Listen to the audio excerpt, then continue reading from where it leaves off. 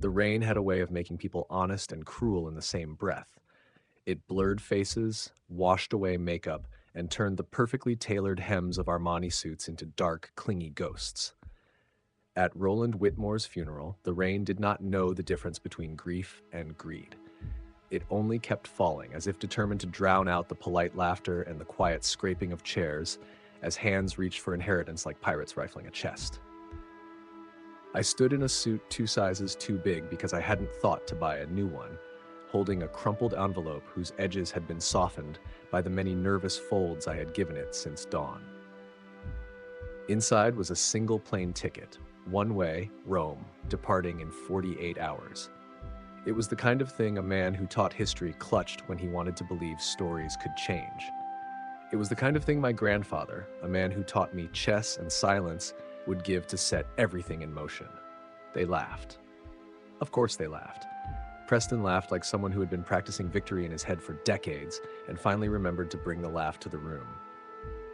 Mallory simulated a gasp and angled her face for the perfect Instagram shot, her lips pursed in a pose I now associated with a slow, wilting hunger. Vernon and Beatrice exchanged the look of two vultures who had gone their whole lives without being disappointed.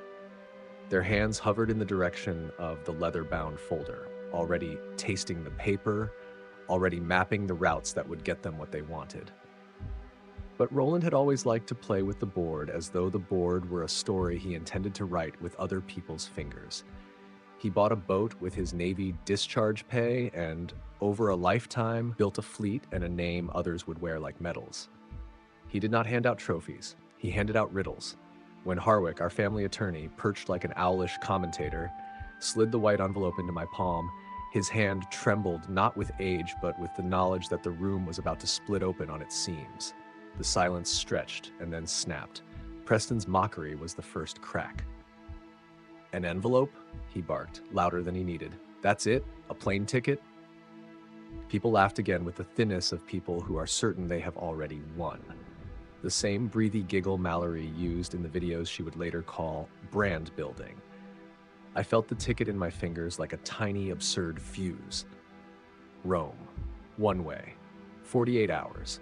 It could have been a joke 50 years in the making. It could have been a riddle. It could have been a mission only I was fit to accept, because I had always been the one who looked at the board and counted the moves, not for how quickly they would end the game, but for how elegantly they would. My life had been measured in small, steady rhythms. The 5:30 a.m. alarm that pulled me from the shallow dreams of a one-bedroom apartment with a ceiling water stain shaped like Texas. The drive to Lincoln High School where I taught kids about rebellions and recessions. The smell of coffee strong enough to wake the dead in a city that often felt like it had been forgotten by the rest of the world. I taught them about sacrifice and consequence, about the slow, unforgiving logic of history.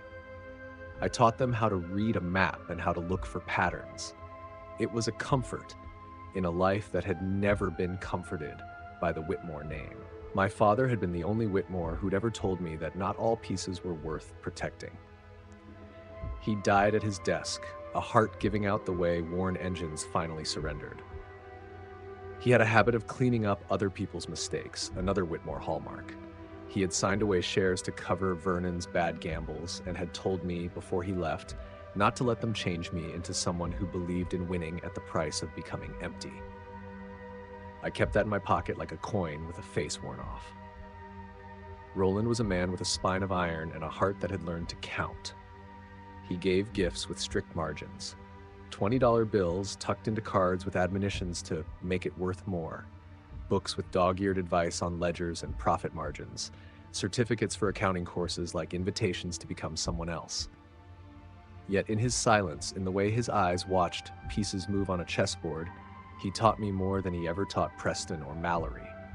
He taught me how to be patient. He taught me to wait till the other player thought they had already won. That afternoon, the mahogany table at the Rochester Country Club reflected our faces as if across a dark, still lake. Harwick read the will in the same neutral tone he might have used to declare the weather. To Vernon and Beatrice, the Hamptons' house. To Preston, Whitmore Shipping Industries, with the caveat he must maintain current employment levels for at least 1 year. To Mallory, the Manhattan penthouse and a yacht called Serenity. The sound Mallory made at that moment might have been a miracle or a crime. Either way, it was loud and full of the kind of joy money breeds. Then Harwick looked at me, and for a second the room took its breath in as one organism.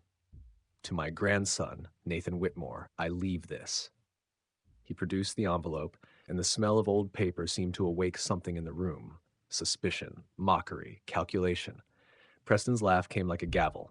"A coach ticket," he said cruelly. "A vacation. How touching." I did not cry. I had been taught to read the board, not the faces. I watched Preston like you watch a storm, markers of movement and sound.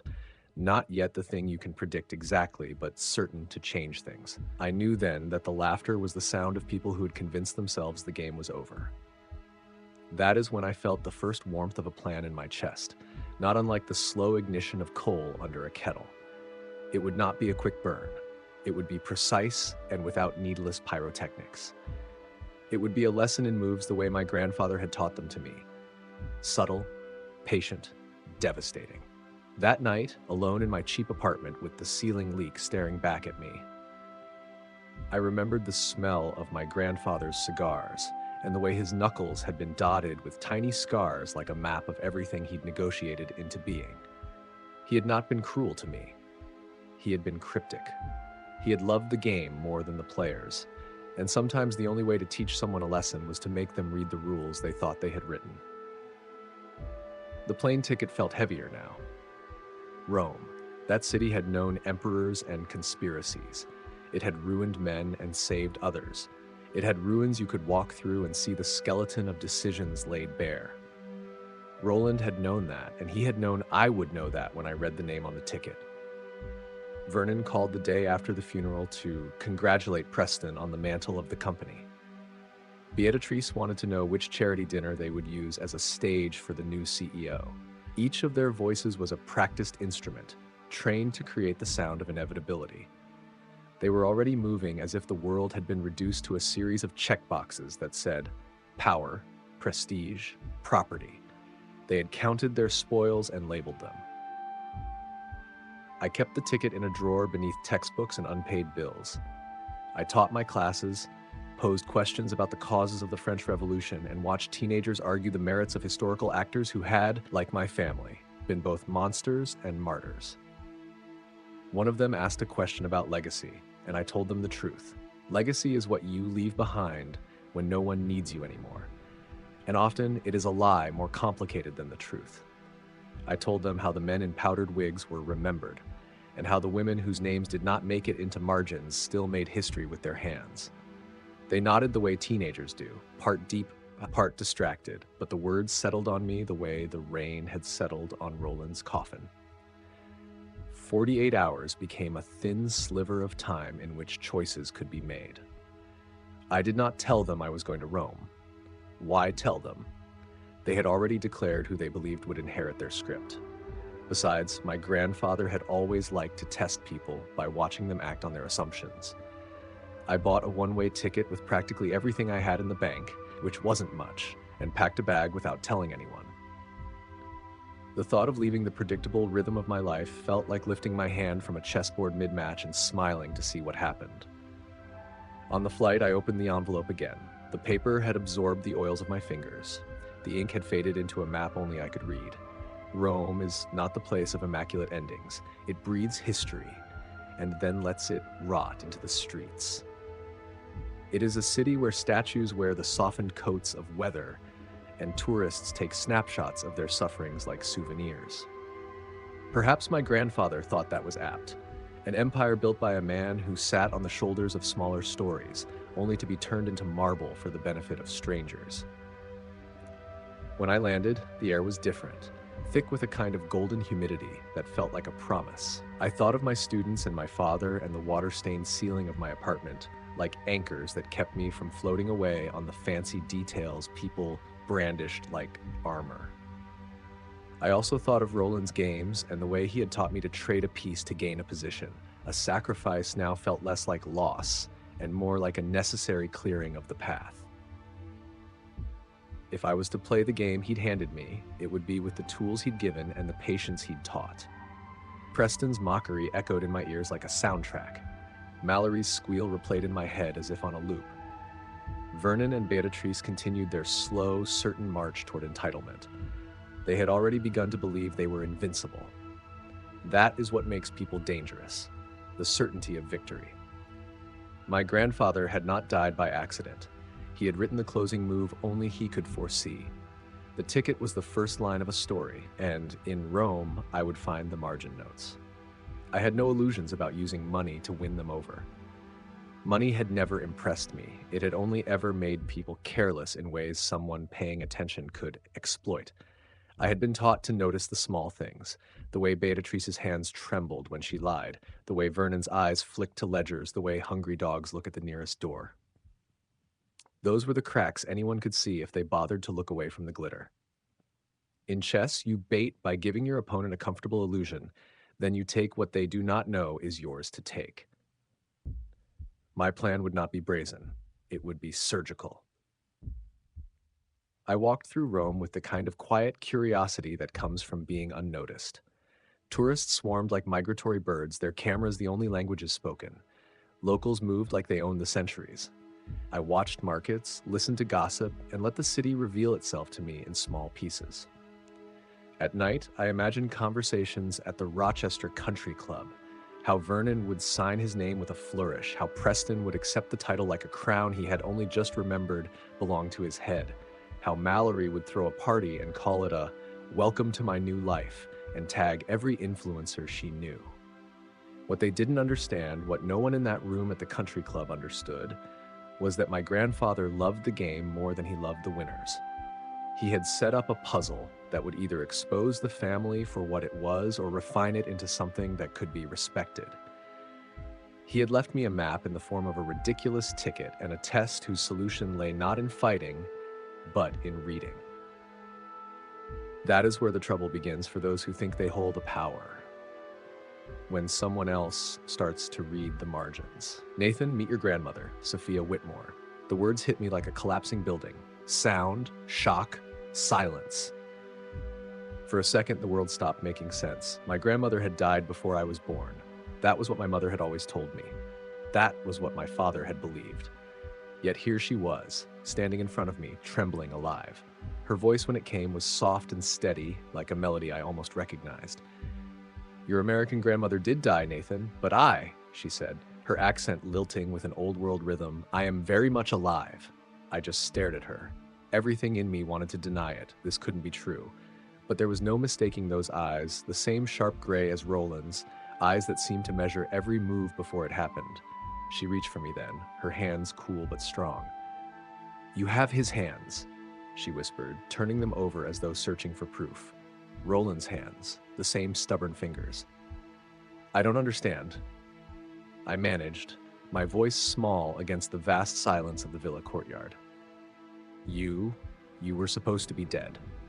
Sophia smiled, but it wasn't a happy smile. It was the kind people wear when they've carried secrets too long. "Your grandfather had many reasons to bury the truth," she said. "Come inside, there are things you must hear." Lorenzo opened the massive doors, and I followed her through halls that smelled faintly of lemon and dust, lined with portraits whose painted eyes seemed to follow me. The place felt ancient, heavy with memory. In one corner stood a grand piano, its lid closed and polished like obsidian. On the walls hung photographs, some black and white, others faded to sepia. One of them stopped me cold. It was my grandfather, young, laughing, standing beside Sophia on a vineyard terrace. They couldn't have been more than 25. His arm around her waist, her head tilted toward him, sunlight caught in her hair.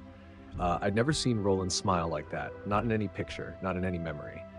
"When was this taken?" I asked. 1947, Sophia said quietly. "The year he bought this land. The year we began building everything together." 1947. The number scrawled on the envelope. The number I had thought was just a coincidence. She motioned for me to sit in a high-backed chair near the fireplace, where a single letter lay on the table, sealed with red wax. My name written across the front in my grandfather's hand. "Mr. Roland left this for you," Sophia said. He told me to give it to you when you arrived. He said you'd know what to do after. My heart thudded. I took the envelope, breaking the seal with trembling fingers. The letter inside was short, written in the careful, deliberate strokes I knew so well. Open quote, Nathan, if you're reading this, then you chose to trust me.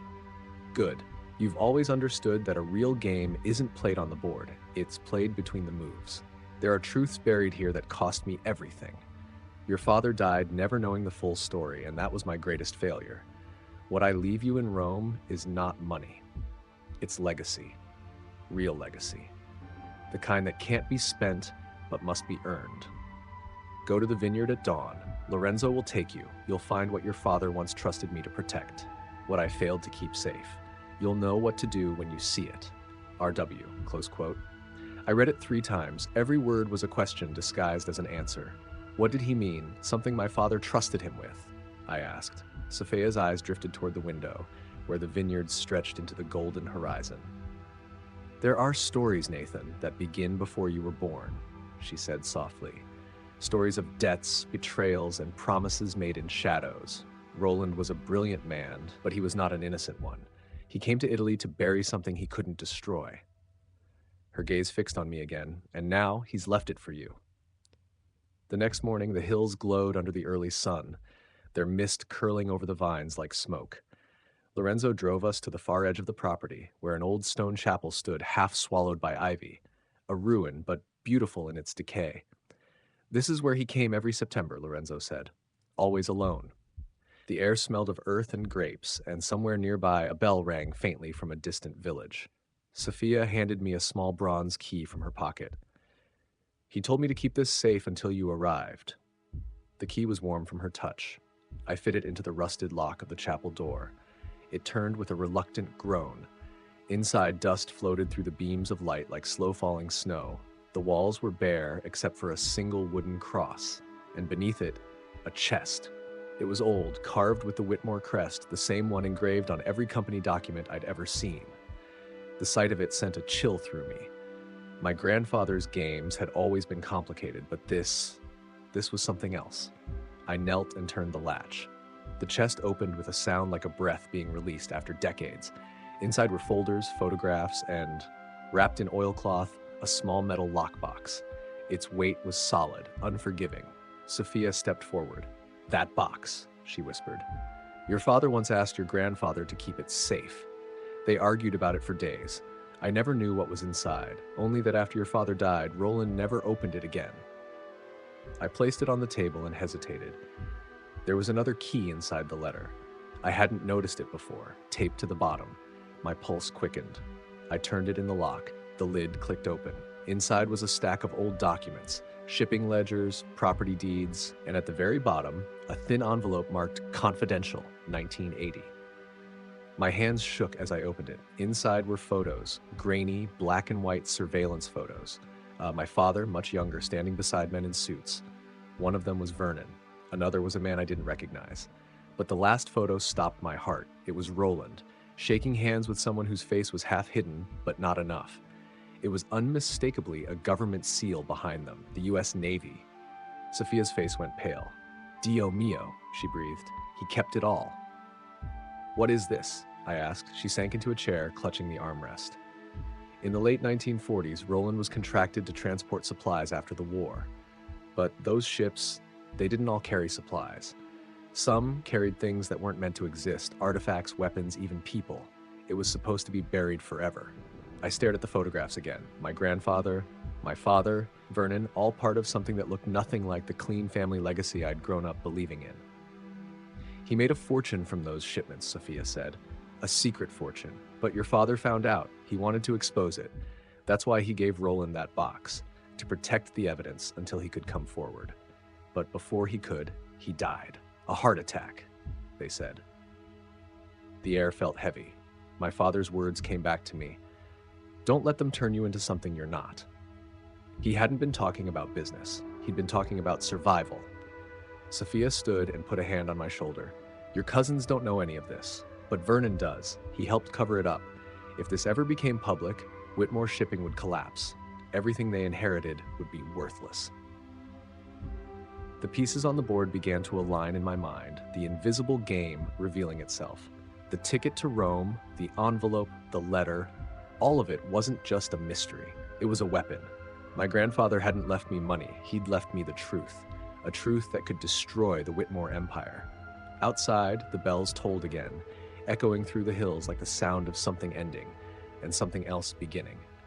I closed the lockbox, feeling the cold metal press against my palms. He didn't want me to find wealth, I said quietly. He wanted me to find justice. Sophia nodded, her eyes shining with unshed tears. And now, Nathan, it's your move. The world tilted on its axis when Lorenzo uttered those words.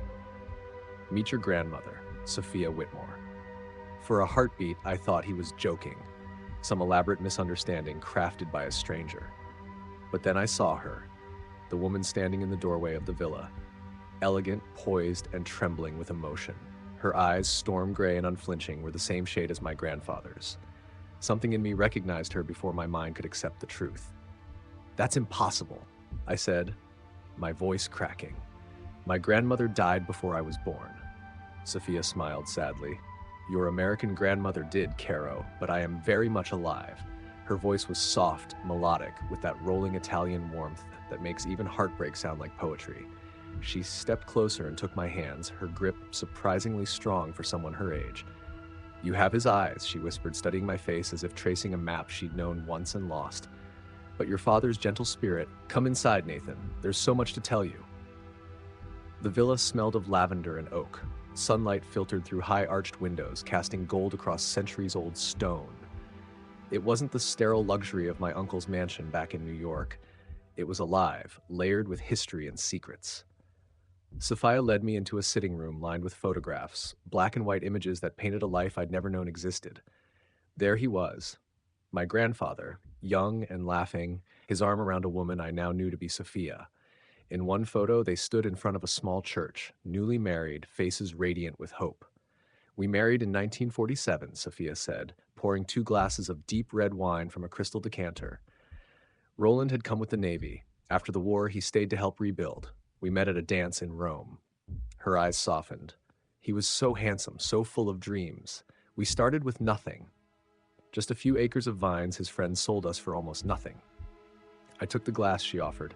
The wine was unlike anything I'd ever tasted, rich, layered, impossibly alive. This is from our vineyard, she said. Heredità, it means inheritance. The words stung. I don't understand, I said. Grandfather had a whole life here? A family? More than a family, Caro. He had a home, she sighed, her gaze drifting toward the window. We had a son, Augusto, your father's half-brother, but the Korean War began and Roland felt duty calling. He was supposed to be gone 6 months. She paused. He met your American grandmother while on leave. She was pregnant with Vernon. An honorable man would have chosen, but Roland, he couldn't bear to give up either life, so he lived 2. My chest tightened. He lived a lie. Sophia met my eyes, calm, unflinching. No, Nathan. He lived 2 truths. Her words hung in the air like incense. My grandfather, the man who preached integrity and discipline, had been living a double life for half a century. She crossed to an antique desk and drew out a thick folder. When Roland knew his time was near, he prepared everything. She handed it to me. Inside were deeds, contracts, and bank statements. Whitmore Vineyards International, she said softly. $47 million in assets. It's all yours. He was very specific. Not Vernon, not Preston. You. I stared at the folder, speechless. My fingers trembled as I turned the pages. Proof upon proof of a parallel empire built in secret. And then Sophia opened a laptop on the desk. I think you should see this, she said. The video flickered to life. My grandfather appeared on screen, older, frailer, but with that same commanding presence. Nathan, he said, smiling faintly, if you're watching this, then you trusted me enough to take the flight. Good. You always were the only one who understood that some things matter more than money. He leaned forward. Your cousins got what they wanted. Wealth, titles, illusion. But illusion has weight, and it always collapses under its own deceit. Whitmore Shipping has been bleeding money for years. I hid it in the books. They'll find out soon enough. The penthouse? Mortgaged. The yacht? Leased. The estate? The banks. I gave them everything they valued, appearances. He paused, eyes glinting. But you, Nathan, you came to play chess, not to win, but to think. You chose a life that made sense to you, teaching, helping others. You never asked for anything, and that's why you'll inherit everything real. He gestured behind the camera. The vineyard you stand in now, this land, produces 2 million bottles a year. It sustains dozens of families. Sophia and Augusto built it with me. They are your blood, your true legacy. Work with them, protect it, grow it. Don't let it rot in the hands of those who see only profit. Then his tone softened. Your next move, Nathan, will define everything. Preston will call within a month. He'll ask for help. Be kinder to him than he was to you. That's how you win. Checkmate, my boy. The screen went dark. Sophia's hand rested gently on my shoulder. He talked about you every visit, the grandson who chose meaning over money. I sat there, silent, the sound of the cicadas echoing through the open windows. The truth wasn't a sword, it was a scalpel, cutting carefully through everything I thought I knew. The following weeks passed in a blur. Augusto welcomed me with tears in his eyes, his resemblance to my father so strong it was like seeing a ghost.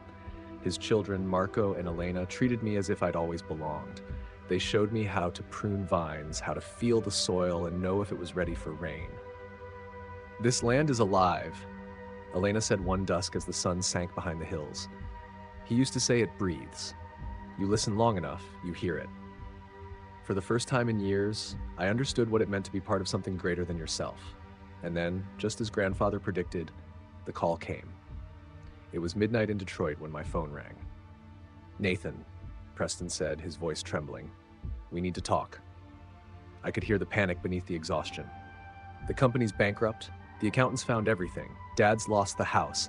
Mallory's penthouse was foreclosed yesterday. It's all gone. I'm sorry, I said quietly. No, you're not, he laughed bitterly. And you shouldn't be. We were horrible to you. There was a pause, a ragged breath. He left you something real, didn't he? Yes, I said. He did. Good, Preston whispered. You deserve it. The next day, I offered him a job managing U.S. distribution for Heredita wines. Salary only, no ownership. He accepted instantly. Mallory joined a month later, helping with marketing. She was better at selling authenticity than fantasy, it turned out. Lorenzo's son eventually fell in love with her. They married in a quiet ceremony at the villa, under the same cypress trees where my grandfather and Sophia once danced. Vernon and Beatrice moved into a small apartment in New Jersey. Preston said they were happy, or something close to it. Forced to rely on each other for the first time in their lives. My mother, Grace, retired and moved into a guest house on the vineyard's California property. She paints now, landscapes mostly. When she laughs, it sounds lighter. And me? I still teach, but part-time. Summers I spend here, in Italy, walking the rows of vines as dawn spills over the hills. I tell my students back home about supply chains and agriculture and family legacies, and they laugh when I mention owning a vineyard. But when I speak of my grandfather, they listen. Last week, Augusto and I sat by the fireplace playing chess. The villa was quiet, the smell of oak and old wine in the air. You know, he said, moving a knight, our father always said the winner isn't who takes the most pieces. It's the one who knows which ones matter. I looked down at the board, then up at the photo on the mantel. Grandfather, young, smiling, standing beside Sophia in 1947. He won, I murmured. It just took 60 years for the game to end. Augusto smiled. No, Nathan, you won. You just didn't know you were playing. The crumpled envelope that started it all sits in a frame above my desk. It wasn't a ticket. It was an invitation to truth, to legacy, to a life that meant something. I still have one bottle left of the last vintage my grandfather produced himself. The label reads Heredita 2024. Below it, in his handwriting, for Nathan, who understood that the best inheritance isn't what you're given, but what you're trusted to continue. Every Sunday, I still play chess, sometimes with my students, sometimes alone, always with him. Because the best moves, as he taught me, are the ones your opponent never sees coming.